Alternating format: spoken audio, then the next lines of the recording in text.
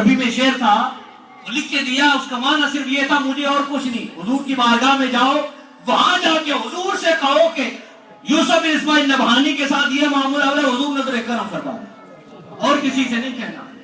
وہ شعر لے کے اشعار حضور کی بارگاہ میں محبین گئے, وہاں جا کے اشعار پڑھنے کی دیر تھی.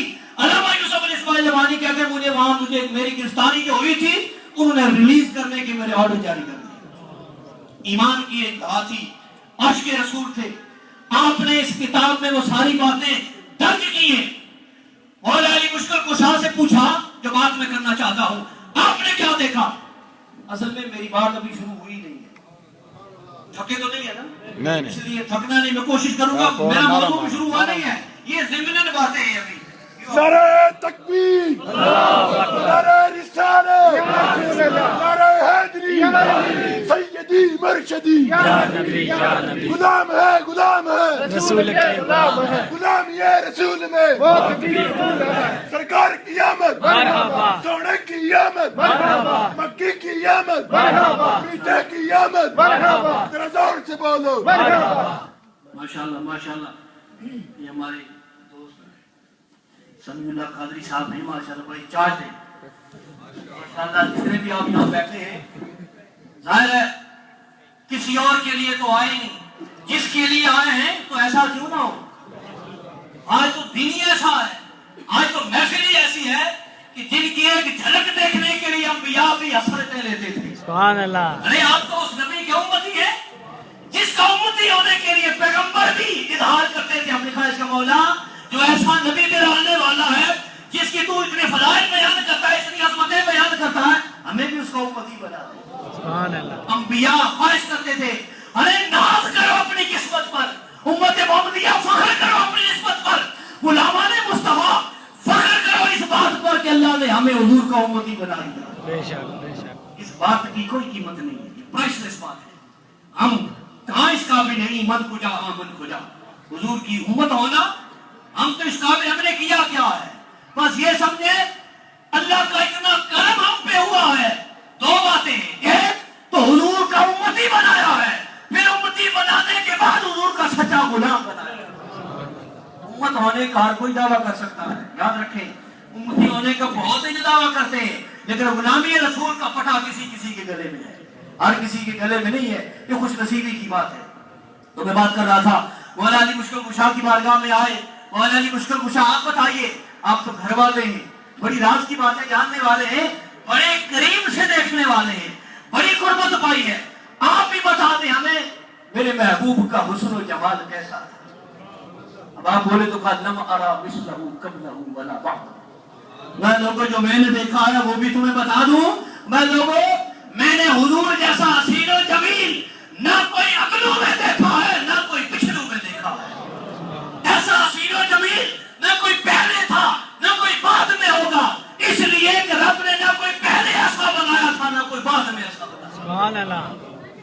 آپ نے ایک غور کیا ہو نا مولا علی مشکل کشا کے اس جملے پر, تو اس میں بہت گہرائی تھی کہ لم ارا مثلہ قبلہ ولا بعدہ. مولا علی مشکل کشا یہ بات وہ بتانے والے ہیں جن کے بارے میں حضور نے فرمایا ہو کہ انا مدینۃ العلم وعلی بابھا. یہ کوئی معمولی شخص بات نہیں بتا رہا, جو یہ بات بتانے والا ہے حضور فرماتے ہیں میں علم کا شہر ہوں, علی اس کا دروازہ ہے, علی اس کا دروازہ ہے. اس لیے یہاں بات آ گئی تو اتنی کہہ دوں, یہ جو جملہ حضور نے بولا ہے نا انا مدینۃ العلم وعلی بابھا, میں علم کا شہر ہوں, علی اس کا دروازہ. تو مانا کیا ہوا؟ اب دیکھیں جو لاہور شہر ہے, لاہور شہر پرانے زمانے آپ لوگ جانتے ہیں, آپ وہاں دروازوں کے نام ہے, یہ بھاٹی ہے, یہ لوہاری ہے, یہ دروازہ وہ شام کو بند ہو جاتا تھا, شہر شام کو بند ہو جاتے تھے, کلوز ہو جاتے تھے گیٹس اس کے. تو اس لیے میں مثال دے رہا ہوں, حضور نے یہ جو فرمایا نا مدینۃ العلم وعلی بابھا, فرمایا میں اس علم کا شہر ہوں جس کا دروازہ علی المرتضیٰ ہے. ارے لوگوں اب شہر میں داخل ہونے کے لیے دروازے سے جانا پڑتا ہے, اس لیے اب جب بھی میرے علم کی شہر میں کوئی شہر لینا چاہو, کسی شہر کی خریداری کرنا چاہو تو باب علی سے آیا کرو. سبحان اللہ. علی المرتضیٰ کا دروازے اس حدیث کے پورے الفاظ علامہ طبرانی نے اس کو لیا ہے اور فرماتے ہیں جو یہ چاہے من اراد المدینہ فلیأت الباب. اب کہتے ہیں لوگوں جو اس شہر کا ارادہ رکھے جانا چاہے اسے چاہیے دروازے پر پہلے آ جائے. خیر بات آئی کہ لوگوں میں کوئی پہلے بھی ایسا نہیں دیکھا, آپ کی مصر میں کوئی بعد میں دیکھا ہے, ایسا ہو نہیں سکتا. تو بات چلی تھی حسن یوسف کی, بات وہی تک ہے ابھی. حسن یوسف دے چرچے بھی ہوئے بڑے, حسن یوسف دے چرچے بھی ہوئے بڑے, پر محمد حسن و جمال دی گل وکھری. ادھر ویک یوسف نو ہاتھ کٹ دے, ادھر عاشق صادق بلال دی گل وکھری. ہویا موسیٰ نو ادھر حکم نمترانی. یہ مقام مصطفیٰ ہے, معمولی بات نہیں ہے. ادھر موسیٰ علیہ السلام جب طور پر گئے کہ ربی ارینی انظر الیہ, کہ میں بھی نظارہ کرنا چاہتا ہوں, تو رب نے کیا کہا تھا لن ترانی. تو نہیں, ادھر سے یہ حکم آیا تھا کہ نہیں. اصل میں بات یہ تھی نہیں میرے کلیم یہ مقام کسی اور کا ہے. تو کلیم ہے, کلام تک ہے, میں تیرے ساتھ کلام کروں گا, تو کلیم ہے میرا, لیکن یہ کسی اور کا مقام ہے کہ بے حجاب دیدار دے دو, وہ کوئی اور ہے. ادھر ہویا موسیٰ نو حکم لن ترانی, ادھر اودنا دے کمال دی گل وکھری. ادھر طور پر کہا نہیں دیکھ سکتا, ادھر کعبہ قوسین پر. ابھی قاری صاحب نے وہی آیات کریمہ تلاوت کی تھی کہ ثم دنا فتدنا فقال قاب قوسین او ادنا فاوحى الى عبده ما اوحى. میں محبوب اور قریب آ جاؤ, وہ اور قریب ہوا, یہ بھی اور قریب ہوا, اتنی قربت ہو گئی. فرمایا او ادنا, اور زیادہ قریب. اس پر علماء نے لکھا ہے کتنا قریب, کہتے ہیں صلہ کی تو بات ہی نہیں کی, کہاں تک قریب. میں جانے والا یا لے جانے والا, تمہیں اس سے کیا, نہ وہاں تک تیری پرواز, نہ تو وہاں جان سکے نہ پہچان سکے. یہ تو وہ پوچھے نا تو جانا جاتا ہو, جانا جانتا ہو اور وہ پہچانتا بھی ہو. اس لیے اس طرف اشارہ کر کے میں نے اس دو شعروں میں یہ بات, دو واقعات ہیں, اس طرف اشارہ کیا ہے کہ ہویا موسیٰ نو ادھر حکم لن ترانی, ادھر اودنا دے کمال دی گل وکھری. مکتا ہے مبارک حسن محمد دے او دے حسن دے جلوے میں کی دساں, مبارک او دے حسن دے جلوے میں کی دساں. جدی زلف دے اقبال دی گل وکھری, جدی زلف دے اقبال دی گل وکھری. ابھی وہ نعت پڑھ رہے تھے نا, دوست کہہ رہے تھے کہ وہ زلف کی بات کریں, درود پاک پڑھیں تو اس میں موومنٹ پیدا ہوتا ہے. آپ نے دیکھا ہے نا, لوگوں نے دیکھا ہے, ہم نے آنکھوں سے دیکھا ہے. درود پاک کی جب زمزمے آپ پڑھتے ہیں حضور کے منہ مبارک کے سامنے تو خدا کی قسم اس میں جنبش آ جاتی ہے. ہوتا کیا ہے, یہ دنیا کو بتانا مقصود ہے لوگوں. صدیاں بیت جانے کے بعد جس نبی کے زلف کا بال بھی آج زندہ ہے وہ مردہ کیسے ہو سکتا ہے؟ حق حق. جس نبی کا بال بھی زندہ ہے وہ مردہ کیسے ہو سکتا ہے؟ پھر وہی بات آ جاتی ہے, دیکھنے نہ دیکھنے, پردے اٹھ جائیں تو نظر آتا ہے, نہ اٹھے تو نظر نہیں آتا. تو میں نے جو آیت کریمہ, زیادہ وقت 2-3 باتیں اور کروں گا پھر اختتام انشاءاللہ. میں نے جو آیات کریمہ پڑھی ہے, ایک پڑھی میں نے وَرَفَعْنَا لَكَ ذِكْرَكَ, محبوب ہم نے آپ کا ذکر آپ کی خاطر بلند کر دیا. اس حوالے سے آپ نے کئی بار خطابات علماء کے سنتے رہیں گے, میں صرف ایک بات اس حوالے سے کروں گا. رب نے فرمایا ہے وَرَفَعْنَا, ہم نے بلند کر دیا. یہ تو اتنا تو سنتے رہتے ہیں, ہم نے بلند کر دیا. آپ دیکھیں, میں آپ کو سادہ سی مثالیں اس لیے آپ سمجھ جائیں. اب یہ داعش پڑا ہے, یہ پڑا ادھر, میں کہوں داعش اونچا ہے, کس سے؟ زمین سے. یہی ہوگا نا, داعش اونچا ہے کس سے؟ زمین سے. پھر یوں کہوں مسجد کا مینار اور گنبد اونچا ہے کہاں سے؟ اس داعش سے, اس سے بھی اونچا ہے. پھر میں یہ کہوں فلاں درخت پہاڑ اونچا ہے کس سے؟ ان سے بھی. میں یوں کہوں کہ یہ جو آسمان ہے وہ اونچا ہے, یہ نیچے کی جو مخلوق ہے زمینی اس سب سے, چاند ستارے.